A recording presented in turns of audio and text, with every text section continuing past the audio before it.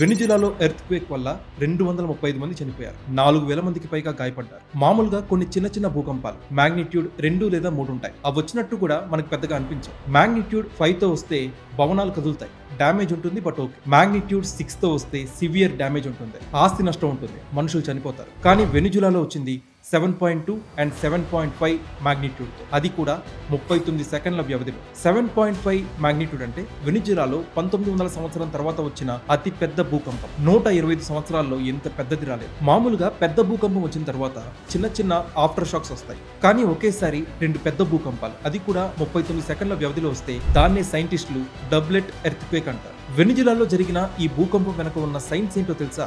ఒక కుండకి పగుళ్ళు వస్తే ఎలా ఉంటుంది, కోడిగుడ్డు మీద స్పూన్ తో కొడితే ఎలా పగులుతుందో చూసారా? అలానే మన భూమి పైకి సాలిడ్ గా కనిపించిన లోపల పెద్ద పెద్ద రాతి పలకల్లాగా చీలిపోయి ఉంటుంది. వీటినే టెక్టానిక్ ప్లేట్స్ అంటారు. ఇవి నెమ్మదిగా కదులుతూ ఉంటాయి. మొత్తం 7 మేజర్ టెక్టానిక్ ప్లేట్స్ ఉంటాయి. Pacific plate, North American plate, Eurasian plate, African plate, Antarctic plate, Indo Australian plate, South American plate. కొన్ని మైనర్ టెక్టానిక్ ప్లేట్స్ కూడా ఉంటాయి. Nazca plate, the Arabian plate, the Caribbean plate, Philippine sea plate and Juan de Fuca plate. మన ప్రపంచ ఖండాలన్నీ, entire Geography మొత్తం కూడా వీటిపైనే ఉంటాయి. అయితే Venezuela దేశం కరేబియన్ ప్లేట్ మరియు సౌత్ అమెరికా ప్లేట్ కలిసే చోట ఉంటుంది. ఈ 2 ప్లేట్లు ఏటా 20 మిల్లీమీటర్లు మాత్రమే కదులుతూ ఉంటాయి నెమ్మదిగా. కానీ గత 200 సంవత్సరాలుగా అవి ఒకదాన్నొకటి దాటుకోలేక అలా లాక్ అయిపోయి ఉన్నాయి. ఆ రాపిడికి 2 శతాబ్దాలుగా లోపల పేరుకుపోయిన ఆ ప్రెషర్ అంతా కూడా 39 సెకండ్స్ లో 2 సార్లు బ్లాస్ట్ అయింది. హిస్టరీ తిరగేస్తే ఇదే వెనిజులా దేశంలో బొకోనో ఫాల్ట్ దగ్గర 1812 సంవత్సరంలో వచ్చిన భూకంపం వల్ల ఏకంగా 30,000 మంది చనిపోయారు. అంత